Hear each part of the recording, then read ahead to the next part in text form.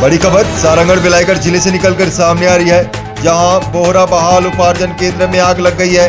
लगभग 10,000 बारदाना जलकर खाक हो गया है। साथ ही 4 इलेक्ट्रॉनिक कांटा, एक मोटरसाइकिल, कंप्यूटर सेट और कागजी फाइल भी जलकर खाक हो गई बताया जा रहा है। आधी रात को आग लगी है। कैसे आग लगी, कारण अभी तक पता नहीं चल पाया है। अनुमान लगाया जा रहा है शॉर्ट सर्किट की वजह से आग लगी है।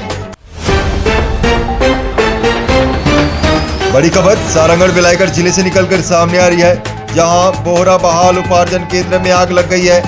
लगभग 10,000 बारदाना जलकर खाक हो गया है। साथ ही 4 इलेक्ट्रॉनिक कांटा, एक मोटरसाइकिल, कंप्यूटर सेट और कागजी फाइल भी जलकर खाक हो गई बताया जा रहा है।